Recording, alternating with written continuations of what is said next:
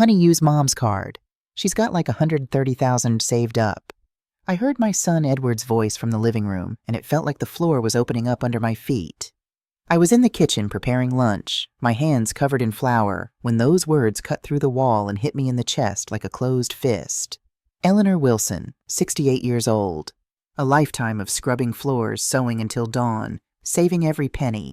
And now this, my own son handing my bank card to his wife as if my life savings belonged to him. I stood frozen, the rolling pin suspended above the dough. My heart hammered so loudly I could barely hear Grace's hesitant response.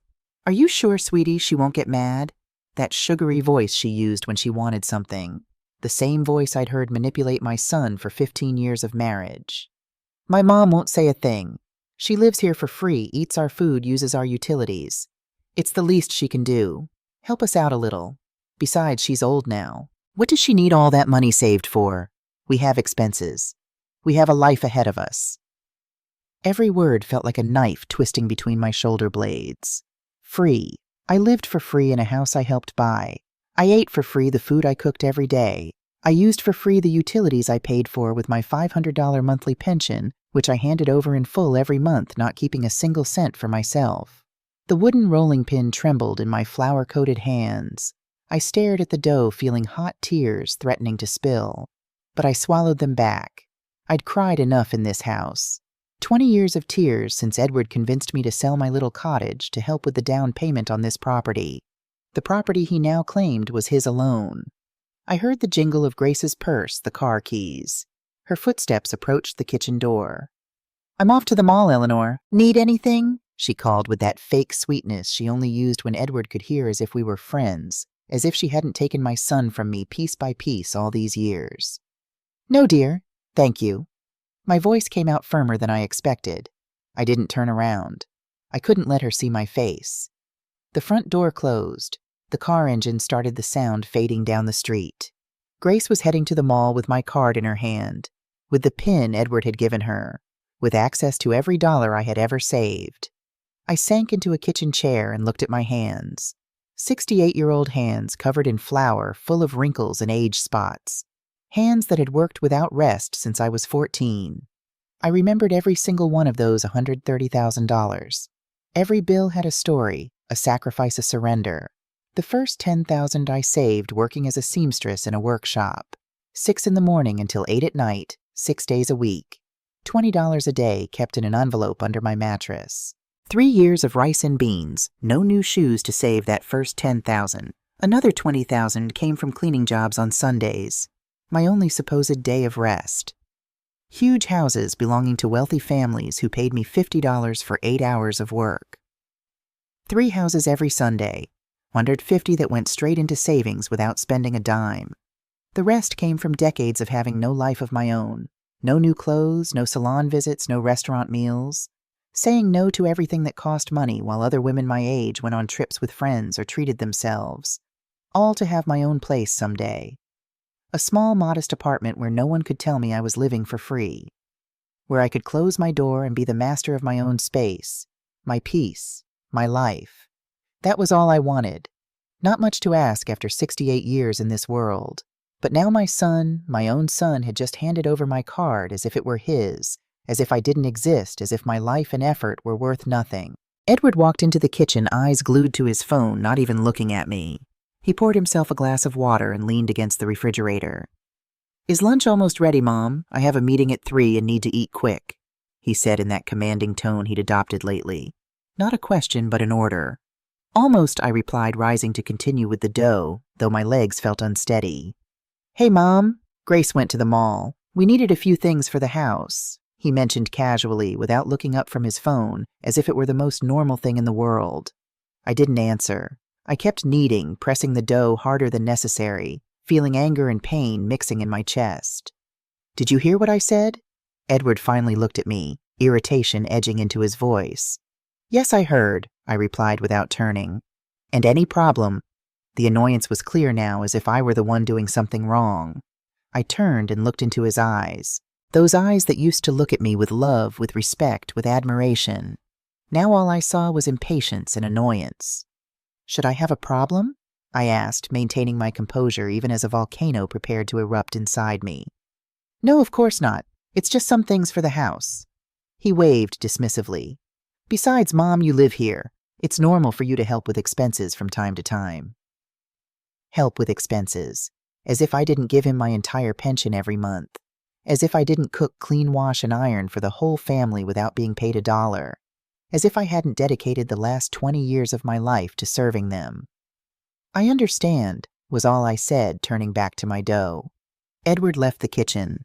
I stood looking out the window at the small garden I tended myself. The roses I'd planted, the grass I watered every morning, the tomatoes growing in the corner. All in a house that my son said was his alone. In that moment, I made a decision. I was not going to stand by and watch them steal the only thing I had left. I was not going to let Grace spend in one day what took me 40 years to save. And I was definitely not going to continue living in a house where I was treated like a maid, not a mother. I finished preparing lunch, wiped my hands on my apron, and went straight to my room.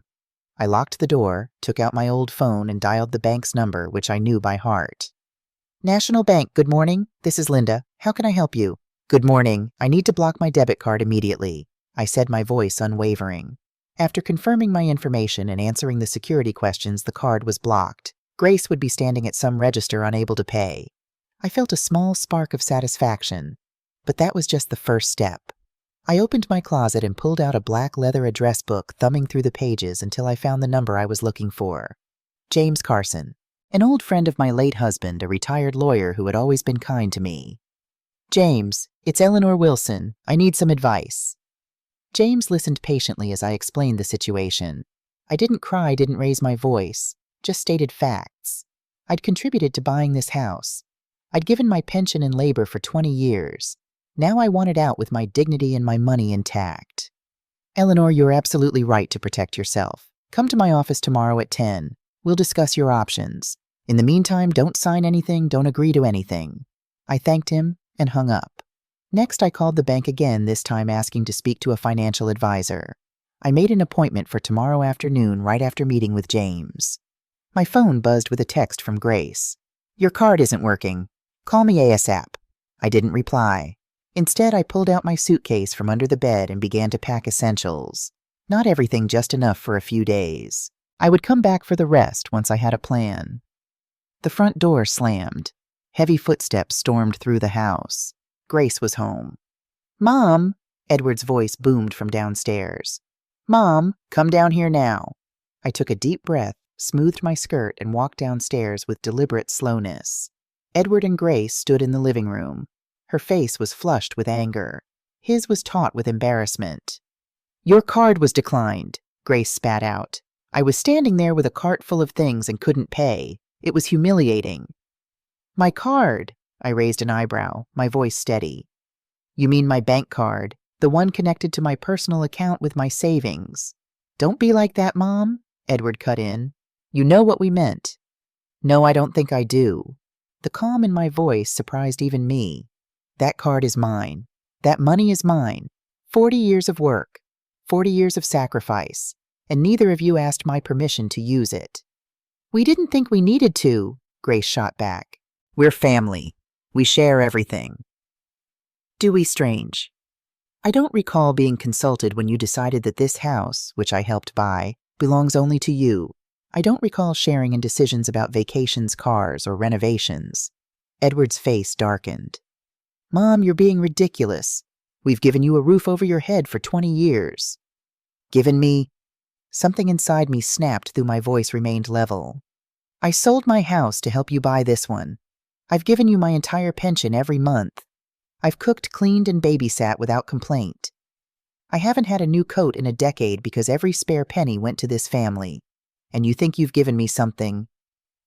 The silence that followed was heavy. Grace looked away. Edward shifted uncomfortably. I've called a lawyer, I continued. I'm claiming my share of this house and my right to my own savings. I'm staying with a friend for a few days while things get sorted out. You're leaving? Edward looked genuinely shocked, as if the idea that I might stand up for myself had never crossed his mind. I am. Not forever. Just until we can come to an agreement about what's fair. This is insane, Grace hissed.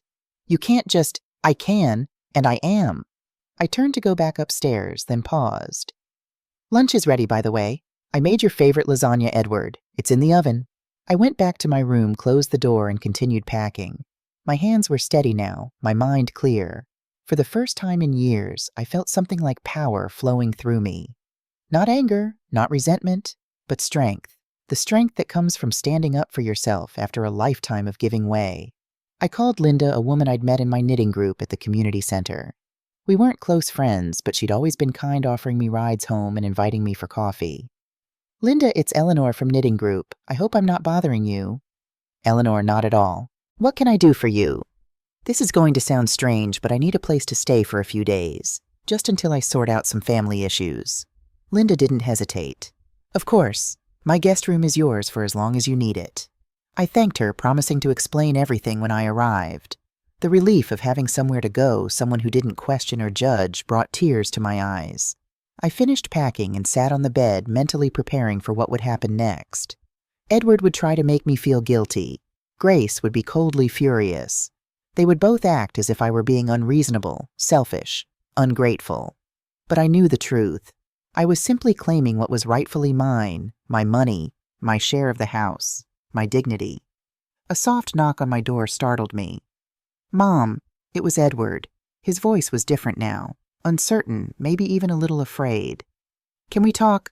I opened the door. Edward stood there looking suddenly younger and vulnerable, reminding me of the little boy who used to run to me with skinned knees and broken toys, trusting me to fix everything. I've called a taxi, I said before he could speak. It will be here in 20 minutes. Mom, please don't leave like this. We can work something out.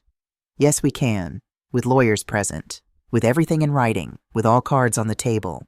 He flinched. It's not that serious. Grace just got carried away with shopping.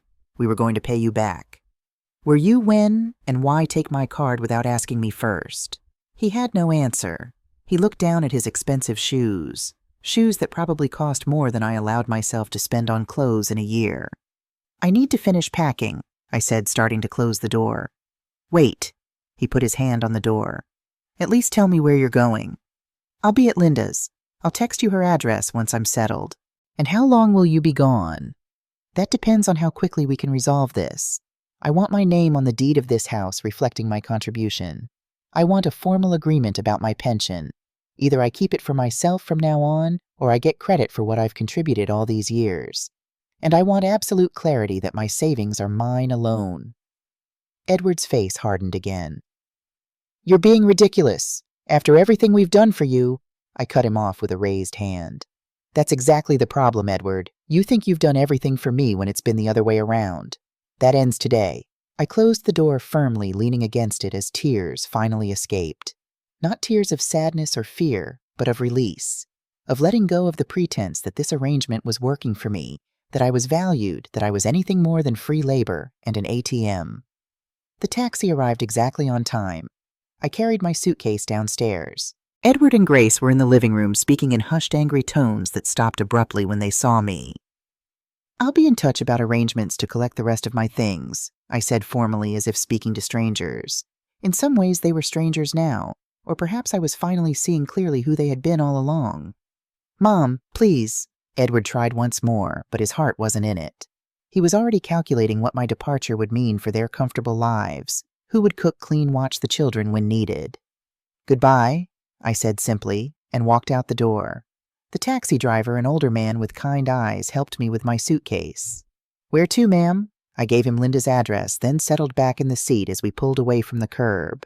I didn't look back at the house. Instead, I looked ahead at the street opening up before me, at the possibilities I hadn't allowed myself to consider in 20 years. I was 68 years old. Most people my age were winding down, settling into familiar routines, accepting limitations. But I felt as if I were just waking up, just beginning to claim my life as my own. The next few days passed in a blur of activity. James, my lawyer friend, confirmed that I had a legal claim to part of the house based on my initial contribution. He also suggested I transfer my savings to a new account at a different bank, just to be safe. Linda proved to be not just a gracious host, but a true friend. She listened without judgment as I told my story, offered practical advice, and introduced me to her circle of friends. Women my age who lived independently, who traveled and took classes and volunteered and lived fully. You should look at the Parkview Apartments, Linda suggested over coffee one morning. There's a one-bedroom available on the second floor, great light walking distance to shops and the community center, and the price is reasonable. We went to see it that afternoon. The apartment was small but bright with a tiny balcony overlooking a courtyard garden. The kitchen was modern, the bathroom recently renovated. The rent was manageable on my pension, if it was all mine to use. I'll take it, I told the manager without hesitation. When can I move in? End of the month work for you. That's 2 weeks from now. I nodded, feeling a surge of excitement mixed with terror. A place of my own, after all these years. Linda squeezed my arm. I'll help you furnish it. I know all the best thrift stores. Edward called that evening. I'd been avoiding his calls, communicating only through James, but tonight I felt strong enough to answer.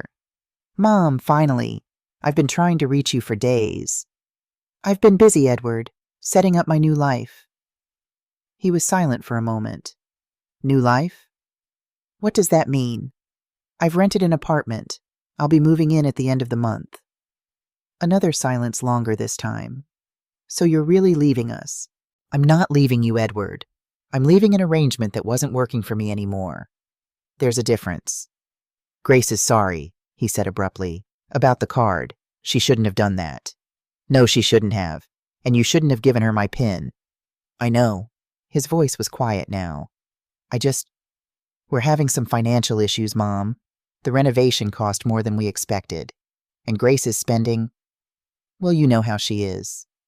I do know. And I'm sorry you're having trouble. But my savings are not the solution to your problems. Can we at least talk in person, maybe come to dinner? I considered his offer.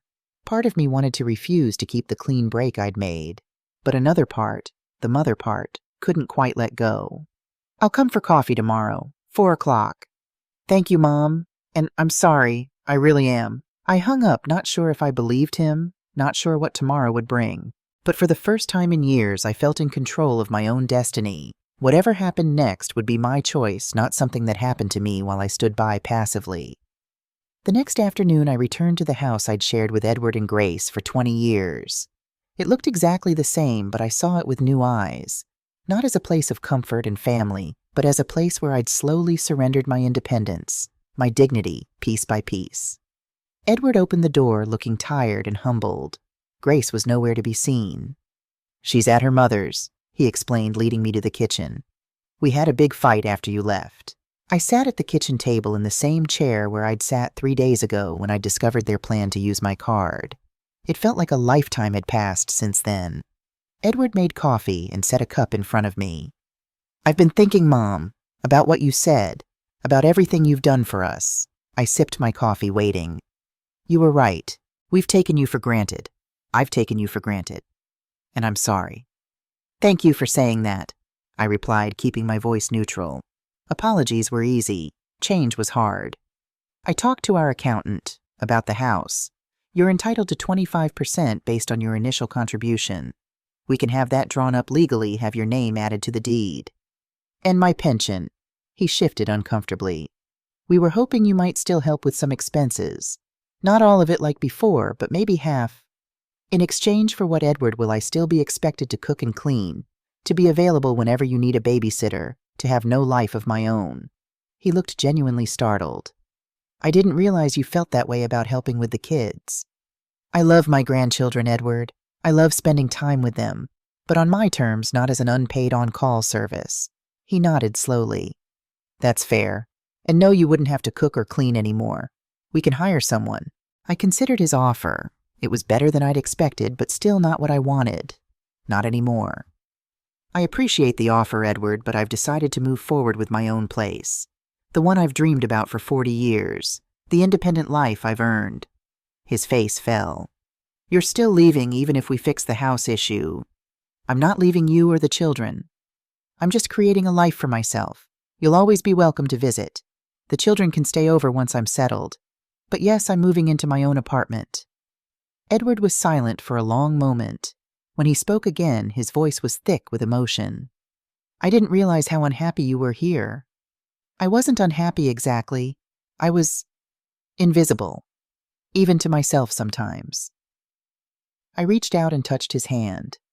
This isn't a rejection, Edward. It's just time for me to live for myself the way you and Grace live for yourselves. And the money, your savings. I withdrew my hand. That's non-negotiable. It's mine. All of it. He nodded, looking chastened. I understand.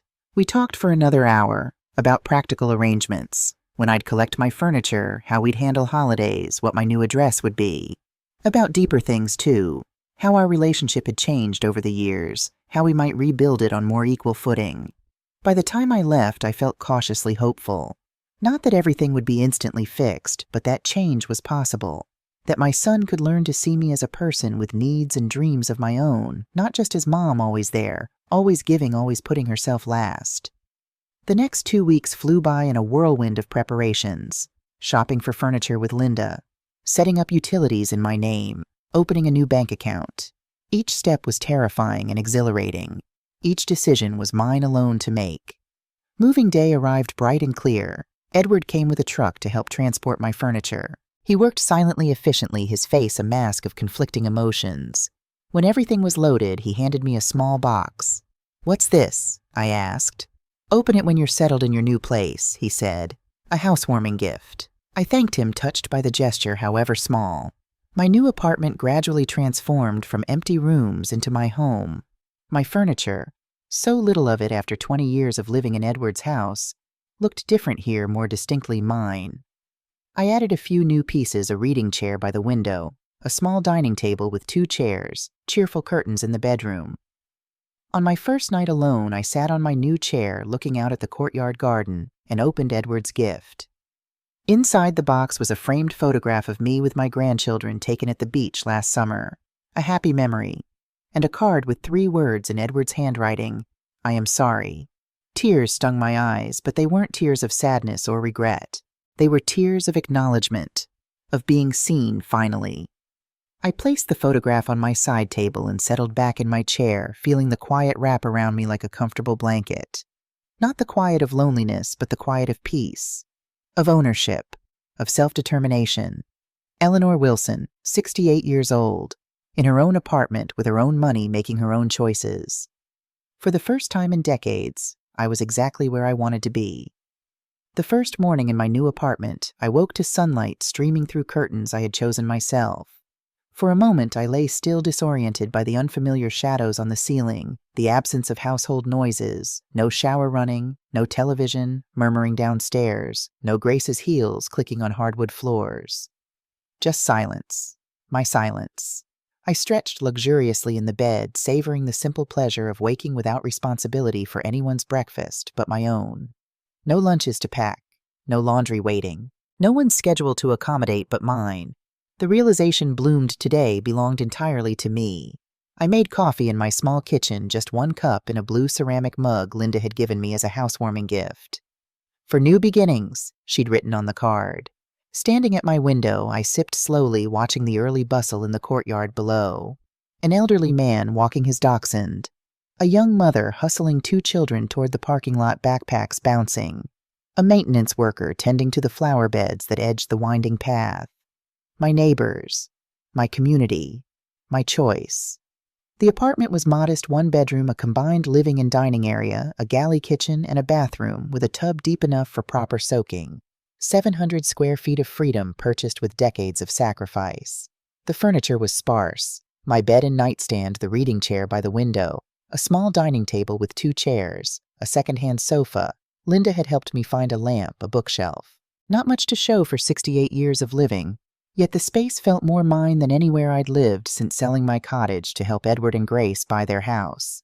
Each item had been chosen deliberately, placed with intention. Even the emptiness had purpose, room to grow into this new life space, to discover what I truly wanted, now that I was answerable only to myself. My phone buzzed with a text from Edward. "How was your first night?" I typed a brief reply. "Peaceful, settling in well." Not cold, but not inviting further conversation either. We were in a strange new territory, he and I negotiating the boundaries of a relationship that had been redefined by my departure. The apartment complex, Parkview Gardens, housed mostly older residents, retirees living on fixed incomes, widows and widowers seeking community, a few younger disabled individuals. The building wrapped around a central courtyard with benches, shade trees, and those carefully tended flower beds. Second-floor units like mine had small balconies overlooking this shared space. I unpacked methodically, finding homes for the modest possessions I'd brought from Edward's house. Clothes into drawers and closets, books onto shelves, kitchen items into cabinets. Each placement a small act of claiming territory of establishing permanence. My hands lingered on a framed photograph of Edward as a child, his gap-toothed smile beaming up at the camera, a baseball mitt clutched proudly to his chest. I had raised that boy alone after his father left when Edward was 10. I had worked multiple jobs to put food on the table, to keep him in decent clothes, to make sure he could participate in sports and activities with his friends. I had done everything in my power to make sure he never felt the absence of his father as a deprivation. And he had grown into a man who could hand my bank card to his wife without a second thought. The pain of that betrayal hadn't faded despite the steps I'd taken to protect myself. If anything, the hurt had deepened as the shock wore off, revealing the full extent of my son's disregard for my personhood, my dignity, my right to the fruits of my own labor. I placed the photo on the bookshelf, angled so it wasn't immediately visible from my reading chair. Not hidden, but not centered in my field of vision either. Like Edward himself, still present in my life, but no longer its focus. At noon, the doorbell rang. I opened it to find Linda, vibrant in a turquoise blouse that set off her silver hair, holding a wicker basket. "Housewarming picnic," she announced, sweeping past me into the kitchen. "I hope you haven't had lunch yet." Linda unpacked her offering onto my small table, homemade chicken salad, crusty bread still warm from the bakery, a container of fresh berries, 2 slices of chocolate cake, and a bottle of white wine. "Too early for wine, never. We're celebrating your Independence Day." We ate on my tiny balcony, the May sunshine warming our shoulders, the food more delicious for being shared. Linda filled me in on the Parkview Gardens social landscape, who organized the weekly card games in the community room, which of the maintenance men could be trusted to fix things promptly, who played their television too loudly at night. "You'll meet Barbara this afternoon at knitting group," she continued, pouring us each a second glass of wine. "She's 80, widowed for 10 years, 5 grown children scattered across the country. Sharp as a tack and twice as practical. You'll like her." I hesitated, the wine glass halfway to my lips. "I'm not sure I'm ready for socializing. I've barely unpacked." "Nonsense." Linda waved away my objection. "The sooner you integrate into the community, the sooner this will feel like home. Besides, Barbara's been where you are. She moved here after her husband died, had to rebuild her entire life. She'll understand." Reluctantly, I agreed to attend the knitting group, more to please Linda than from any real desire for company. For so long, my social connections had been limited to Edward's family events and the occasional community center activity. The prospect of entering a room full of strangers, of making conversation, of being seen, weighed on me like a physical burden. At 3 o'clock, Linda returned to escort me to the community room on the ground floor of our building. 8 women sat in a circle of comfortable chairs, knitting needles, clicking conversation, flowing easily. They welcomed me without fuss, making room in their circle, including me in their gentle gossip and laughter. Barbara was exactly as Linda had described, silver-haired, keen-eyed, radiating the kind of robust energy that defied her 80 years. She sat directly across from me, her knitting needles moving with hypnotic precision as she worked on what appeared to be a child's sweater. "For my newest great-grandchild," she explained, catching my admiring glance. "Number 7, a boy due in September. I try to have something handmade ready for each new arrival." "That's lovely," I murmured, feeling suddenly bereft. Edward's children, my grandchildren, would they still be part of my life now that I'd removed myself from daily availability? Would Grace facilitate visits, or would she use my departure as an excuse to further distance them from me? As if reading my thoughts, Barbara leaned forward slightly. "Linda tells me you've just left your son's home. That's a brave step." "Not brave. Necessary." The words emerged more sharply than I'd intended. Barbara nodded, unfazed by my tone. "The necessary steps are often the bravest ones. I stayed in my husband's house for 3 years after he died, rattling around in all those empty rooms, surrounded by memories but increasingly invisible to my busy children. Moving here was the best decision I ever made. Gave me back myself. Gave me back myself. The phrase echoed in my mind, crystallizing something I'd felt but hadn't articulated. That's what this move represented, not just a change of address, but a reclamation of identity. The knitting session stretched into an early dinner at the Chinese restaurant around the corner. 6 of us walked the short distance, the May evening gentle around us, the conversation flowing easily among women who had already incorporated me into their circle without demand or judgment. I found myself seated beside Barbara, sharing a plate of spring rolls, our conversation drifting naturally to the challenges of reinvention in our later years. "The hardest part," Barbara confided, her voice lowered slightly, though not secretive, "is letting go of who you were supposed to be for everyone else. Mother, wife, grandmother, those roles come with expectations. Self-sacrificing, always available, putting everyone's needs before your own. Breaking free of that pattern feels like a betrayal, even when it's absolutely necessary for survival." Her words struck a chord so deep within me that tears threatened. "My son thinks I've abandoned him, that I've rejected him and his family. And have you? No, I've just stopped being available for exploitation." Barbara nodded satisfaction in the tilt of her head. "There's your answer, then. Hold on to that truth. Repeat it to yourself when guilt comes knocking, and it will believe me. We're trained from birth to feel guilty for having needs, especially needs that inconvenience others." The evening wrapped around me like a shawl, the gentle laughter of women who understood the landscape of my heart, the flavors of food I hadn't chosen or prepared myself, the novel pleasure of conversation unburdened by family tensions. For the first time since leaving Edward's house, I felt the rigid set of my shoulders begin to ease, the perpetual knot in my stomach loosen slightly. Walking back to Parkview Gardens in the gathering twilight, Barbara fell into step beside me, our pace unhurried, comfortable. "When my Harold died, I thought my life was over," she said after we'd walked half a block in companionable silence. 47 years of marriage, and suddenly I was alone.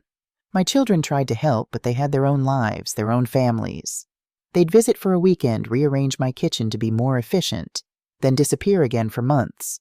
I became an obligation, a problem to be managed. I nodded, recognizing the pattern. Edward and Grace were the same after I sold my house to help with their down payment. At first it was Mom's room and Mom's chair. Then gradually it became the guest room and the extra chair. I became a fixture rather than a person, useful for babysitting and cooking, but not really seen. "The invisibility of older women," Barbara agreed. "The world looks right through us, unless we make ourselves seen." She stopped walking, turning to face me directly under a streetlight that silvered her hair into a corona. "That's what this is about, Eleanor. Making yourself seen, standing in your own light, claiming your right to exist as a complete human being, not as an appendage to your son's life." The words settled into me, naming what I had been reaching for since the moment I overheard Edward giving my bank card to Grace. Not just financial independence, not just freedom from daily exploitation, but recognition, visibility, the right to be seen, to be known, to be respected as a person with needs and dreams of my own. We reached the entrance to Parkview Gardens, the lobby lights welcoming against the deepening dusk. "Knitting group meets every Tuesday and Thursday," Barbara reminded me as we waited for the elevator. "Book club on the first Monday of each month. Walking group every morning at 7, though I warn you, Mildred sets a brutal pace for someone with an artificial hip. And I host poker night in my apartment every other Saturday. The buy-in is $5. We play for pennies, but we take it very seriously." The elevator arrived with a soft chime. We stepped inside, Barbara pressing the buttons for our respective floors. "Thank you," I said as the doors slid closed, "for the welcome, for understanding." "We've all been where you are," she replied simply. "Every woman reaches a point where she must decide whether to continue disappearing or to claim her space in the world. You've chosen to be visible. Now comes the interesting part, discovering who Eleanor is when she's not defined by what she gives to others." The elevator stopped at my floor. I stepped out, turning to hold the door. And who was Barbara once she made that choice? A smile illuminated her lined face, transforming it with mischievous delight. Someone far more interesting than Harold's wife or the children's mother. Someone who takes tango lessons on Wednesday nights and is considering a cruise to Alaska next summer. Someone who says no without guilt and yes without obligation.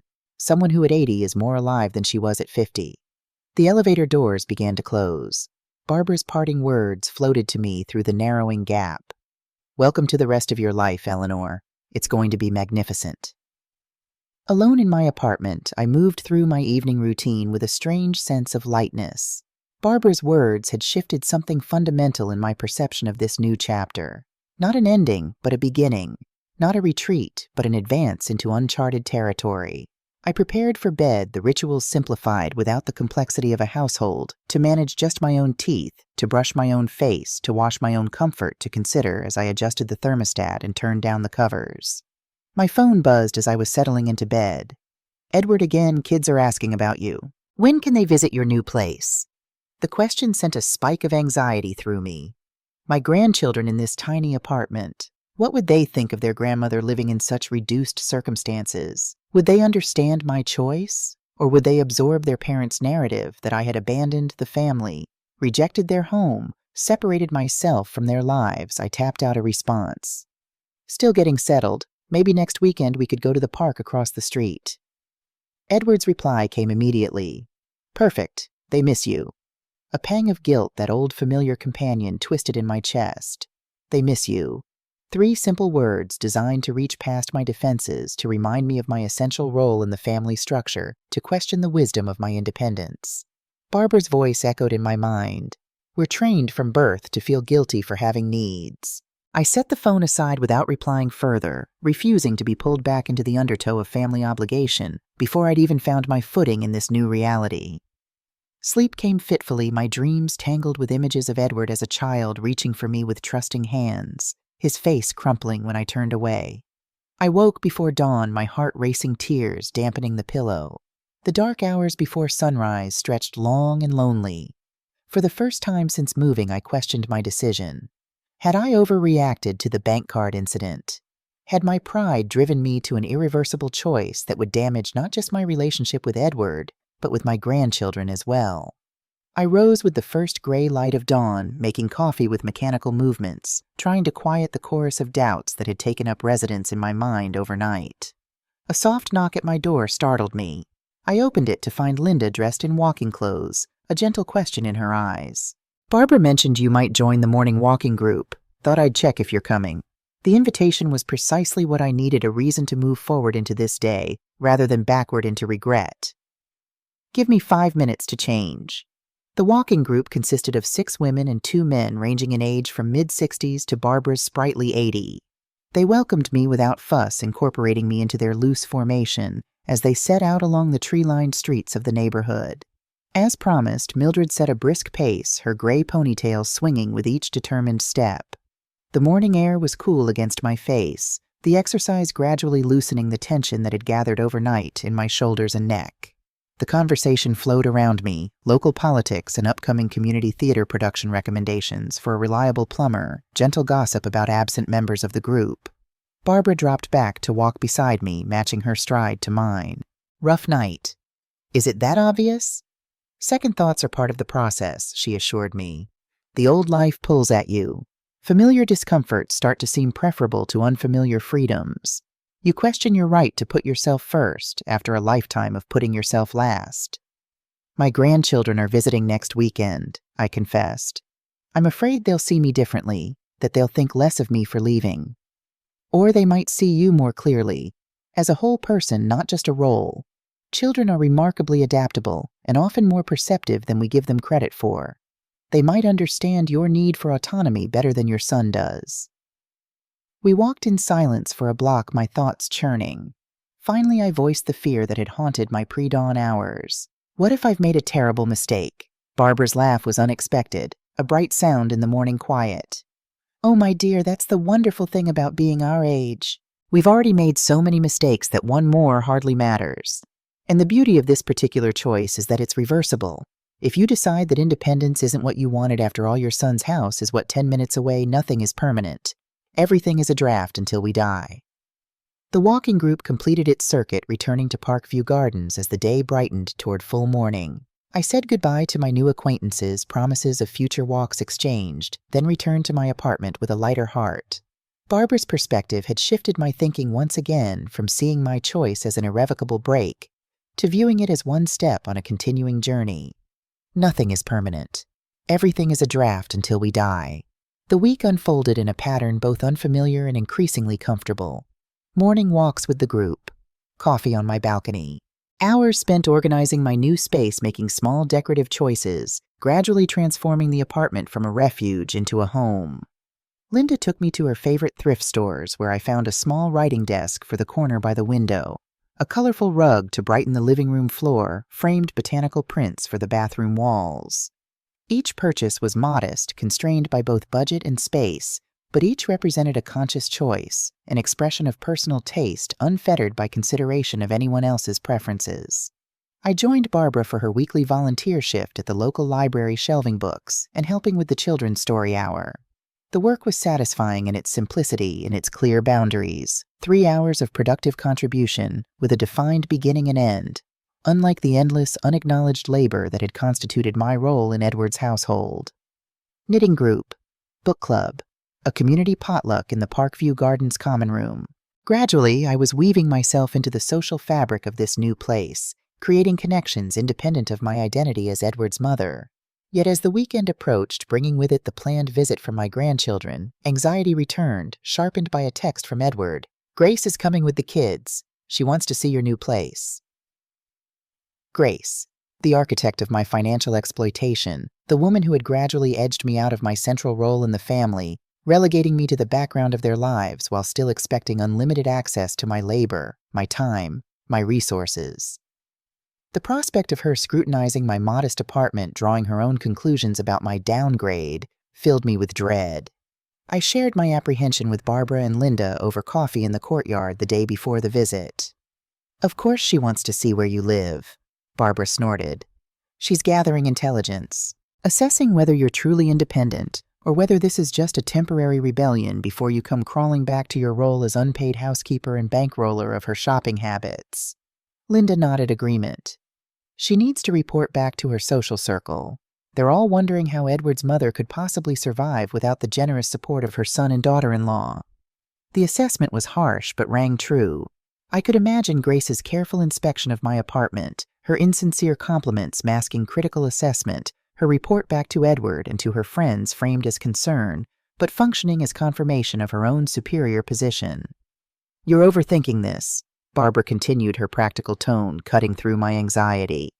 "They're coming for 2 hours 3. This isn't a state visit requiring diplomatic protocols. They arrive. You show them the apartment.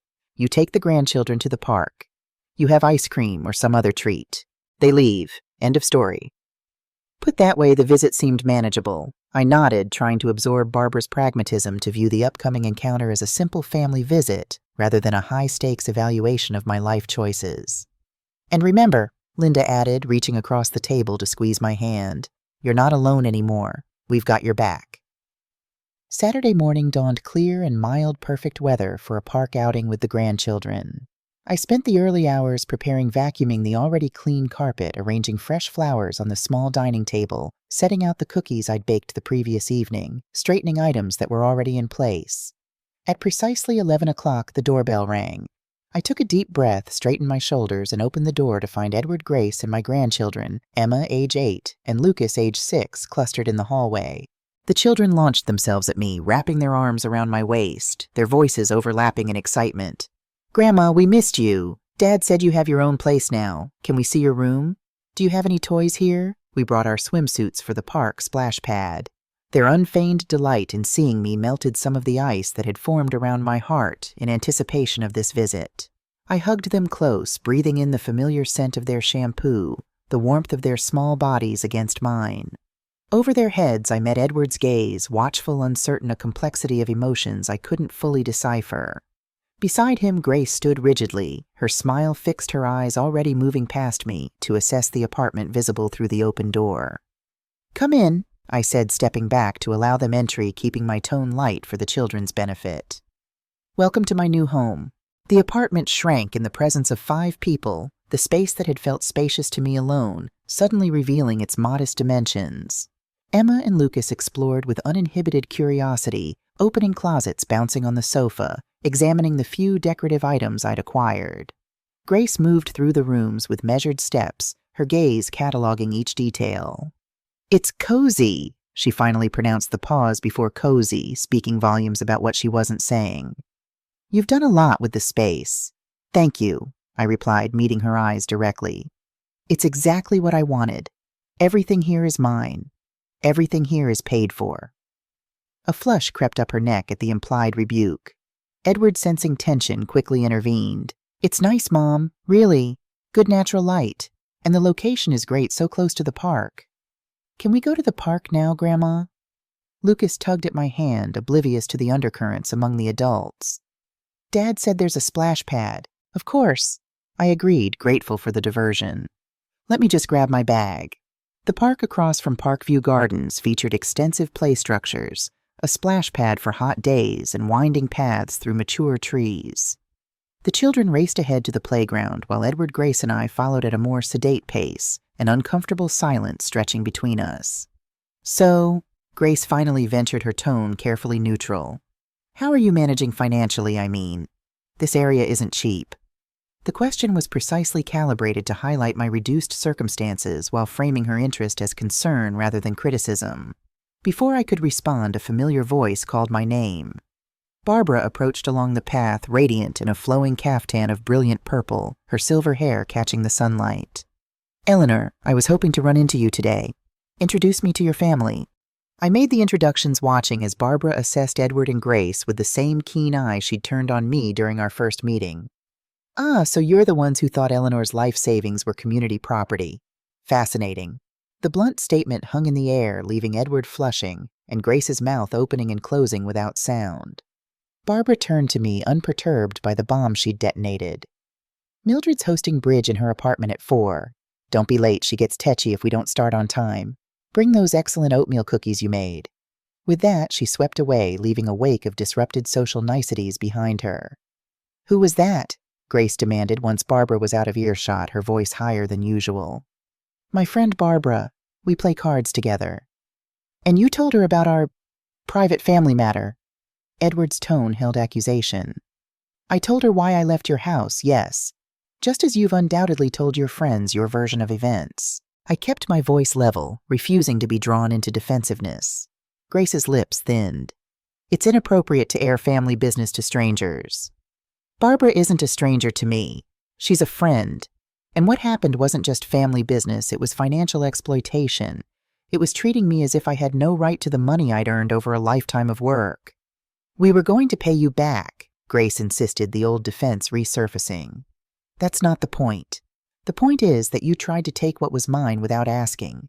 The point is that you both viewed me as a resource to be used rather than as a person deserving of basic respect.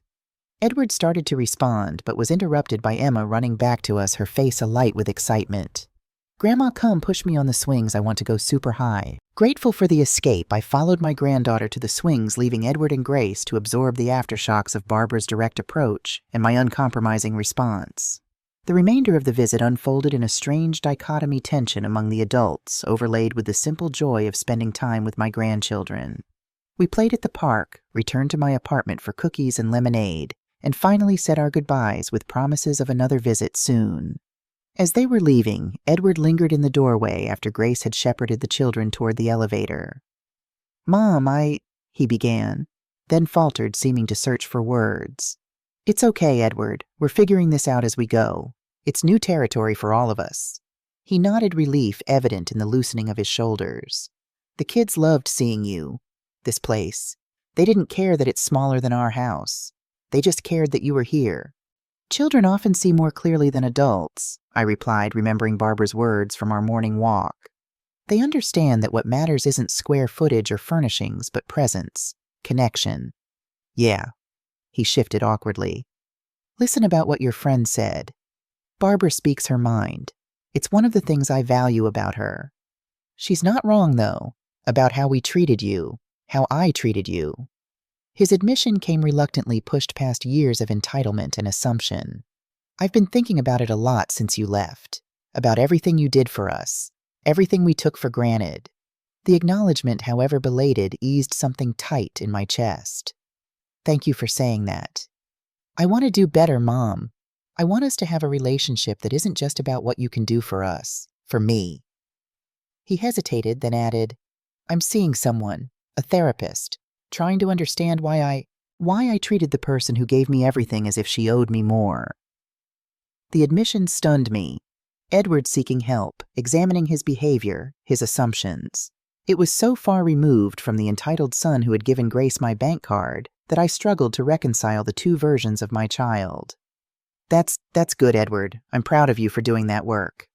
A small, sad smile touched his lips.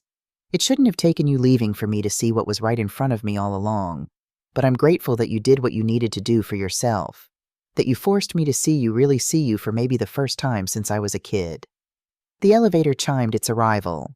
Edward glanced toward it, then back at me. "Can we talk again soon, just us?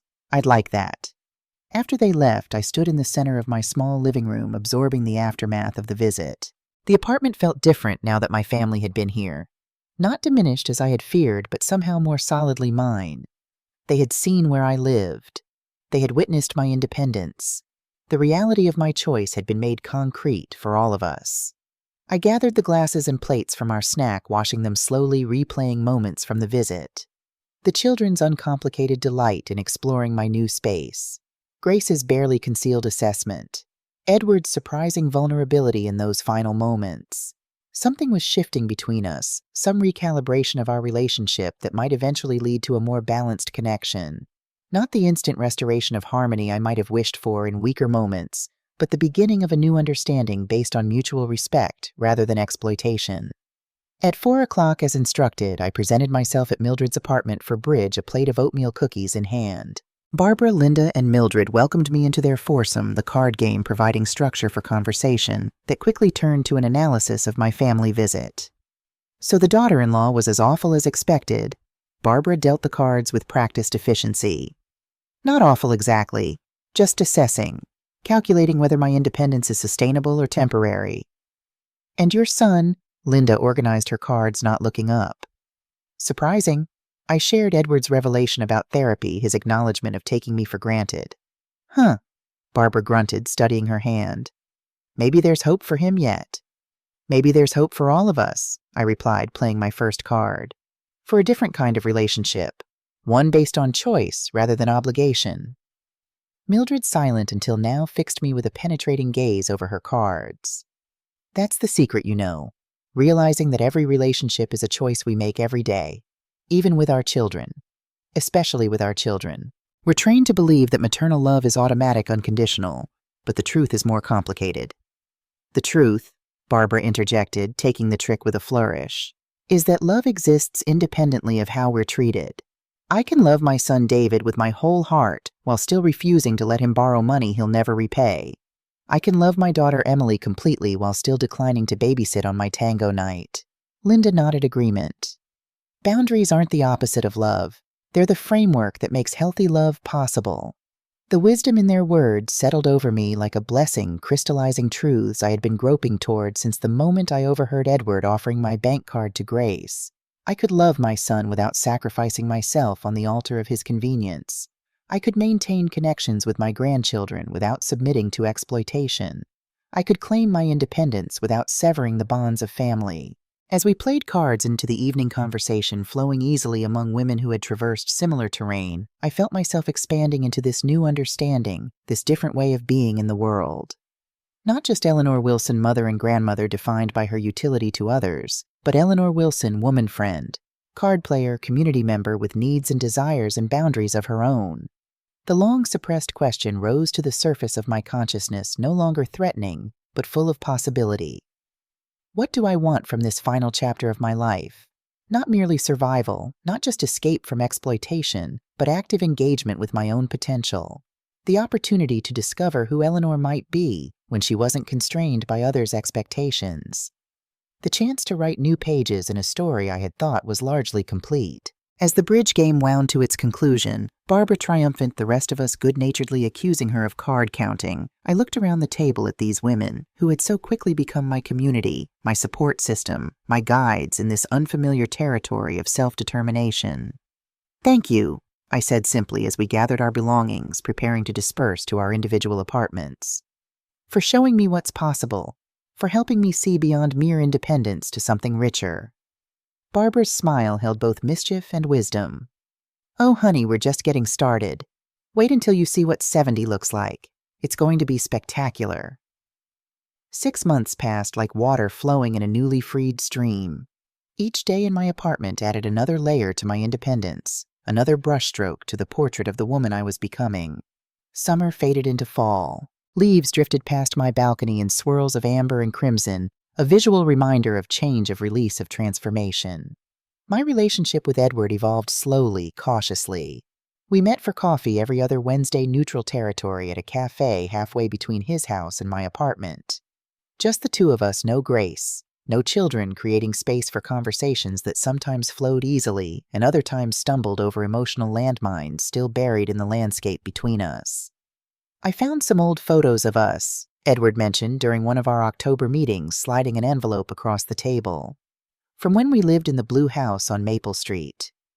Remember how the kitchen floor always tilted to one side? The photos transported me back 25 years.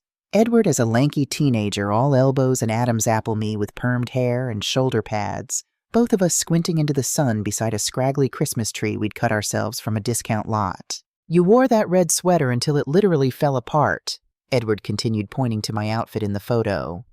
"I remember asking why you didn't buy a new one, and you said Christmas trees don't grow money." I finished the memory surfacing like a bubble from deep water. "And you needed new basketball shoes." A shadow crossed his face. "You always put me first. Every time." And somewhere along the way I started expecting it, demanding it. These moments of clarity from him were still surprising evidence of the work he was doing in therapy. His marriage to Grace had ended 3 months after I moved out. Not because of my departure, he insisted, but because my actions had forced him to see patterns he'd been blind to before. "Grace was just like Dad," he admitted during another coffee session. "Taking and taking, never satisfied with what I gave, always wanting more. And I let her do it because it felt familiar, normal. The same dynamic I'd watched with you and Dad before he left." These insights into his marriage, his childhood perceptions, his understanding of his own behavior created a bridge between us, fragile, still under construction, but offering passage to a different kind of relationship than we'd had before. My grandchildren visited my apartment every other Saturday, sometimes with Edward, sometimes dropped off for a few hours while he ran errands or attended therapy. Emma and Lucas adjusted to the new arrangement with the resilience of youth, accepting my smaller space without comment, delighting in the park across the street, bonding with Barbara, who often joined us for ice cream or board games. "I like Grandma's house better than our old house," Lucas confided one afternoon as we walked back from the park, his small hand warm in mine. "It's cozier, and nobody yells here." The offhand comment opened a window into their experience of Edward and Grace's deteriorating marriage, reminding me that children absorb far more than adults often realize. I squeezed his hand gently. "Everyone needs a place where nobody yells." My own place had become exactly that, a sanctuary of calm self-determination. I'd arranged the furniture to please only myself, kept the thermostat at a temperature that suited my comfort, rather than anyone else's cooked meals that satisfied my own preferences without accommodating others' tastes. Small freedoms that accumulated into a profound sense of ownership over my daily existence. The community at Parkview Gardens wove itself into the fabric of my life: morning walks with the group, weekly bridge games at Mildred's knitting circles, book discussions, shared meals. I no longer felt the aching loneliness that had haunted my early days of independence. Instead, I discovered the distinction between solitude and isolation, the former a chosen state that nourished my spirit, the latter an imposed condition that had hollowed me out during my years in Edward's home. Barbara remained my closest friend and mentor in this journey of reinvention. Her boldness inspired me to push beyond the comfortable boundaries I'd initially established for my new life. When she suggested I join her for tango lessons at the community center, my instinctive refusal was met with a challenge that struck at the heart of my self-imposed limitations. "What's holding you back, Eleanor? Fear of looking foolish, fear of touching a stranger, or fear of discovering that you might actually enjoy something you've denied yourself all these years?" Her question exposed the truth. I'd been avoiding. My independence still operated within constraints I'd internalized over decades. I could choose my own furniture, manage my own money, decide my own schedule, but allowing myself pleasure, adventure, sensuality. Those territories remained largely unexplored. I went to tango class. The first session was awkward, my body stiff with self-consciousness, my mind clouded with judgments about the appropriateness of a woman my age engaging in such an intimate dance. But the instructor, a dignified gentleman in his 70s named Carlos, approached dance as both art and mathematics, precise steps, proper frame, respectful connection. Dance is a conversation between bodies, Carlos explained, demonstrating with his partner a willowy woman with steel gray hair and posture that defied her apparent age. But before you can speak to another, you must be fully present in yourself. Feel your own center, your own balance, your own intention. By the third lesson, something shifted. The music, plaintive violins, resonant piano, the heartbeat of bass bypassed my thinking mind and spoke directly to my body. I found myself moving with greater confidence, following the lead of whoever was paired with me, experiencing moments of genuine connection through the dance. "There she is," Barbara murmured after one particularly flowing sequence. The Eleanor who was waiting under all those layers of should and must and only if. December arrived with an Arctic blast that transformed the Parkview Gardens courtyard into a crystalline landscape of snow and ice. Too treacherous for our usual morning walks, the group relocated to the indoor track at the community center, maintaining our daily ritual of movement and conversation despite the weather. One morning as we completed our final lap, Barbara looped her arm through mine. "The poker group is planning a trip after Christmas," she announced.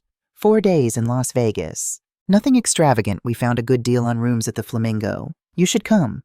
The invitation triggered an immediate cascade of objections in my mind. Too expensive, too frivolous, too far from Edward and the grandchildren, too much of a departure from the carefully budgeted life I'd established. Barbara, reading my expressions, squeezed my arm. "Before you say no, remember what we talked about. The difference between considering your resources wisely and denying yourself joy out of habit." I promised to think about it, carrying the idea through the day like a strange shining object I needed to examine from all angles. Las Vegas. A city I'd never visited, a place that existed in my imagination as a blur of neon and noise of indulgence and excess, everything contrary to the prudent frugality that had governed my life for 6 decades. That evening, I opened my budget spreadsheet, the one I'd created with Linda's help when I first moved into my apartment. The column of numbers told a story of disciplined management, rent, utilities, food insurance, modest entertainment, small gifts for the grandchildren. And there, growing steadily each month, the savings account I'd started to rebuild after securing my independence. $5,000. Not a fortune, but a buffer against emergencies, a testament to my ability to care for myself financially, even with limited resources. The trip to Las Vegas would cost approximately $800, according to Barbara's estimate. Not an insignificant sum, but not ruinous either. The real question wasn't whether I could afford it, but whether I could permit myself to want it. To claim not just independence from exploitation, but the positive liberty to pursue pleasure, adventure, new experiences. To allocate resources to my own enjoyment without justification or apology. I closed the spreadsheet and reached for my phone, texting Barbara before I could reconsider, "Count me in for Vegas." Her reply arrived seconds later. "Hot damn, Eleanor's going to paint the town." The decision unleashed something in me, a willingness to expand the boundaries of my new life even further. When Edward asked about my plans for Christmas, I surprised both of us by suggesting a change to our usual tradition. "What if we do Christmas Eve at my apartment?" The words emerged spontaneously during our coffee meeting, driven by a sudden desire to host the holiday in my own space on my terms. "It's small, but we could make it work. Just you and the kids. Simple dinner presents, maybe walk across to the park to see the light display they're setting up." Edward's eyebrows rose slightly at the departure from past holidays, which had always centered around his house, with me arriving early to cook and staying late to clean up. "That sounds really nice, actually. Different, but nice." The weeks before Christmas took on new purpose as I prepared for both the holiday gathering and the Vegas trip that would follow. I baked and froze cookies, purchased and wrapped modest gifts, strung white lights around my living room windows, placed a small tabletop tree in the corner. The preparations were scaled to my space and budget, yet felt more meaningful than the elaborate holidays I'd orchestrated in Edward's home, where my efforts had been simultaneously expected and overlooked. Christmas Eve arrived cold and clear, stars visible through the breaks in city light pollution. The park across the street transformed into a wonderland of illuminated sculptures and twinkling trees. Edward and the children arrived at 4, carrying packages and a bouquet of red carnations, a thoughtful acknowledgement that they were guests in my home, not recipients of my hospitality. The evening unfolded with unexpected ease. My small space, rather than constraining the celebration, created an intimacy that had been absent in previous holidays. We ate at my little table knees, occasionally bumping passing dishes hand to hand, rather than calling down the length of a formal dining setup. We opened presents sitting on the floor around the miniature tree, exclamations and thank yous, amplified by proximity. Emma and Lucas pressed their faces to my balcony door, watching the lights in the park change from blue to green to red. "Can we go see them up close, Grandma, please?" We bundled into coats and scarves, the four of us walking arm in arm across the street to join other families strolling through the light display. Edward hung back slightly as the children ran ahead to examine a glowing reindeer, his expression pensive in the multicolored illumination. "I didn't think it could be like this," he admitted, his breath clouding in the frigid air. "Christmas, I mean. Without all the trappings, the stress, the performances for extended family neighbors, Grace's work colleagues." "Simpler isn't lesser," I replied, watching my grandchildren's delight in the simple play of light and shadow. "Sometimes it's more authentic." He nodded, understanding flickering across his features. "That's what I'm learning in therapy, to distinguish between what I actually value and what I thought I was supposed to want. The house too big for us to maintain comfortably. The expensive vacations we couldn't afford. The constant striving for more, bigger, better." His hand found mine, a tentative connection. "I'm sorry I didn't see what was happening to you in the middle of all that.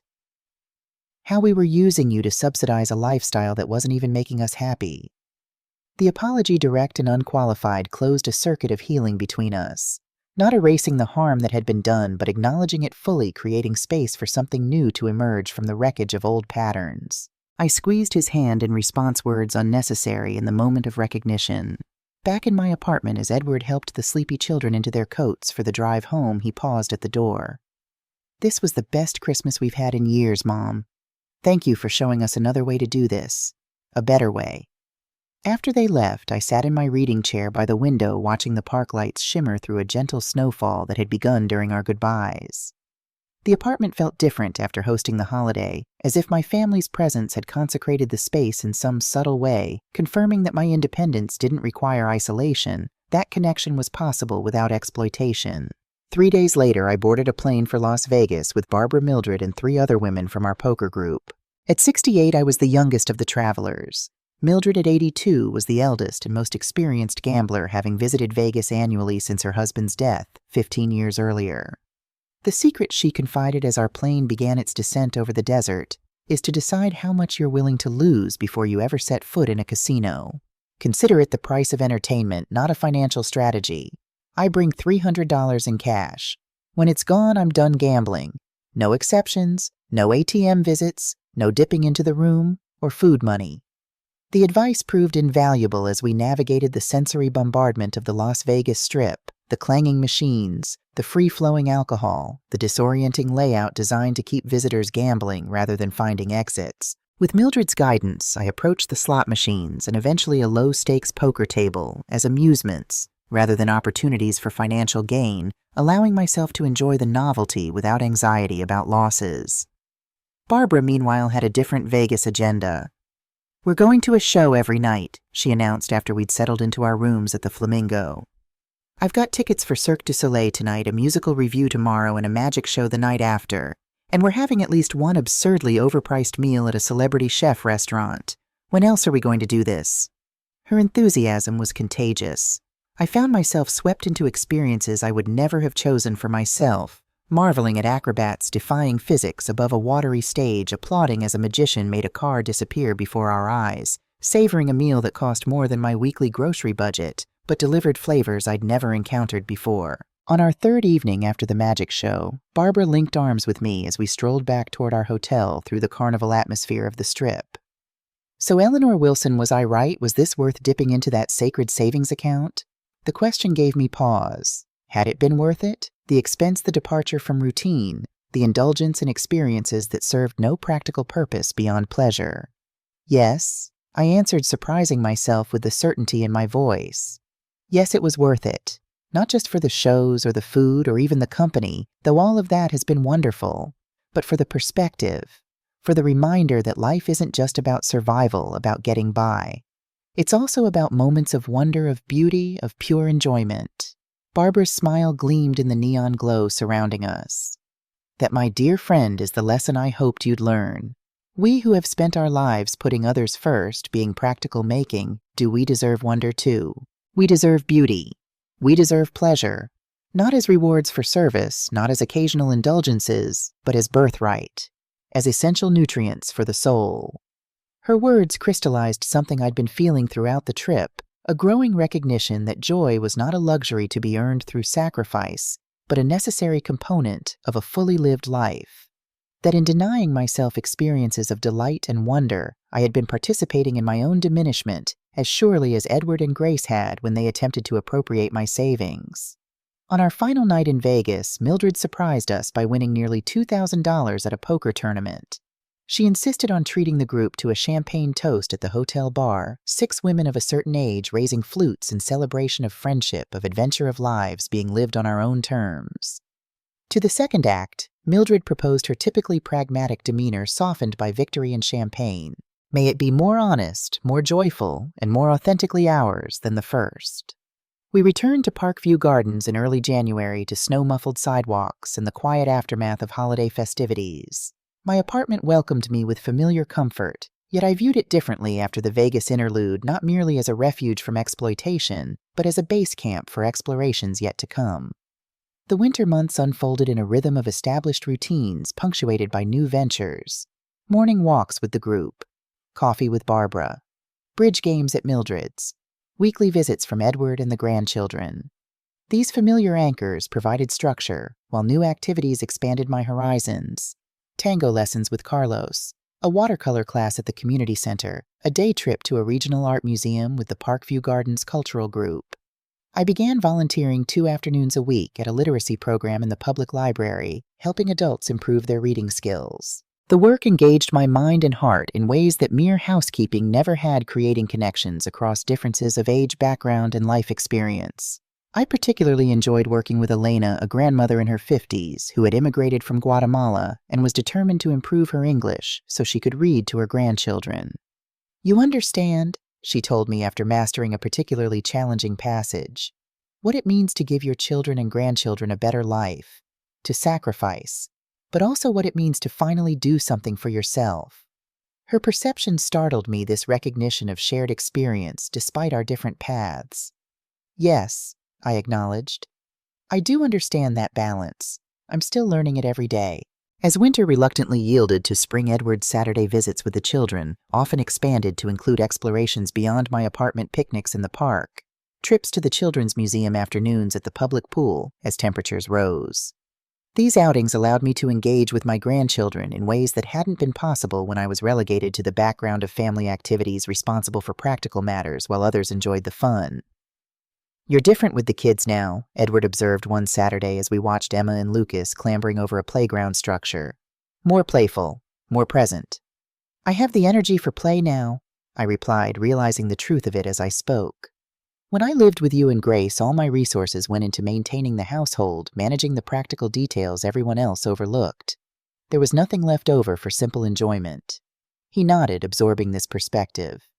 "I never saw it that way. How we were depleting you, using you up. I didn't see it either until I stepped away." A monarch butterfly drifted past, its orange wings brilliant against new foliage. Sometimes you have to change your position to change your perspective. Our conversations had gradually shifted from the raw emotions of our initial separation to more reflective exchanges, each of us trying to understand the dynamics that had led to the breaking point. Edward spoke openly about his therapy insights, about patterns he was working to change, about his new appreciation for the mundane tasks of maintaining a household now that he was handling them alone. "I never realized how much mental energy goes into just keeping things running," he admitted during one of our coffee meetings. "Remembering to buy toilet paper before you run out, keeping track of permission slips and doctor appointments, planning meals that incorporate leftovers so food doesn't go to waste. The invisible labor." I nodded, the term surfacing from a book Barbara had lent me. "Typically done by women, typically unacknowledged, typically expected rather than appreciated."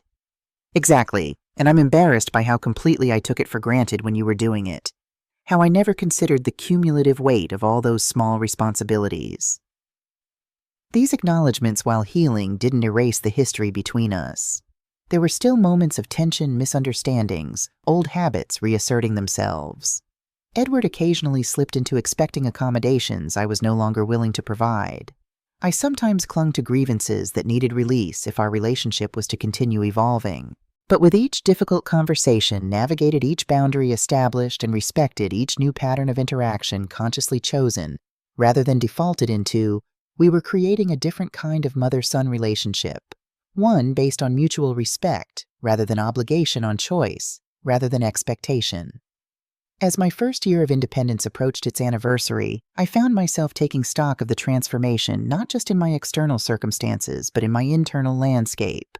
The woman who had stood frozen in Edward's kitchen, hearing him give my bank card to Grace, would hardly recognize the Eleanor who now moved through the world with confidence, with agency, with a clear sense of her own worth. "You're considering a cruise."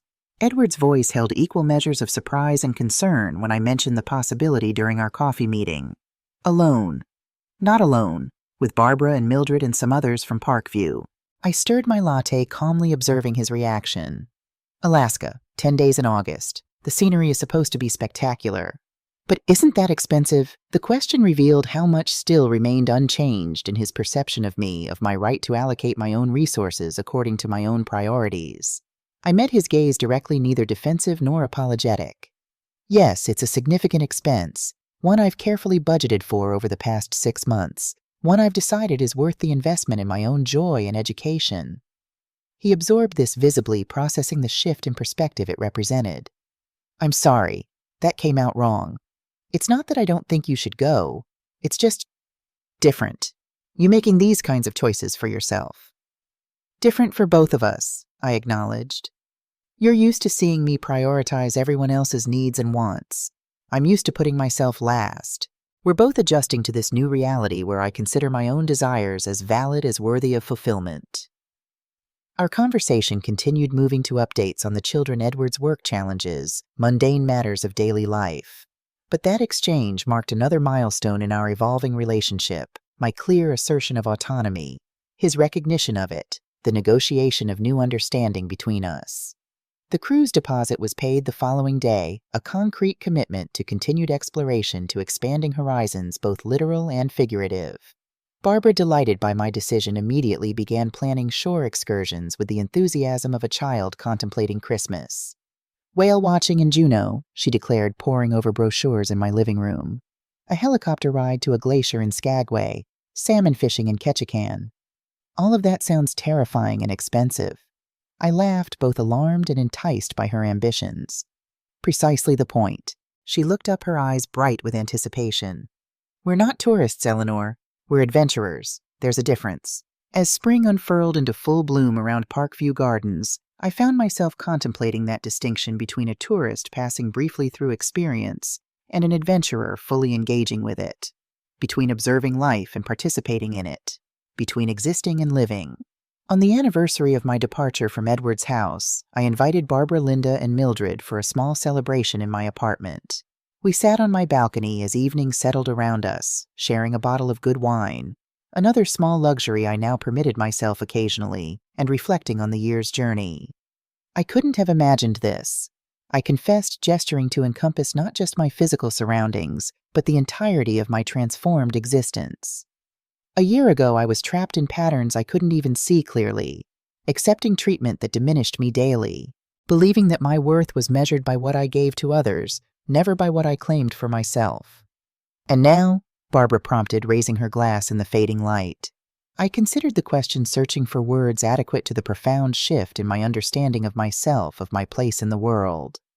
"Now I know that setting boundaries isn't selfish, it's necessary for genuine connection. That joy isn't frivolous, it's essential. That independence isn't isolation, it's the foundation for meaningful interdependence." Linda raised her glass in response. "To Eleanor Wilson, who found the courage to become visible, who stepped out of the background of other people's lives and into the center of her own." We drank the toast as night settled around Parkview Gardens, as lights came on in windows across the courtyard, as the first stars appeared in the darkening sky. Small lights in the gathering darkness, individual lives shining out, each one distinct, each one valuable, each one worthy of being fully lived. including mine.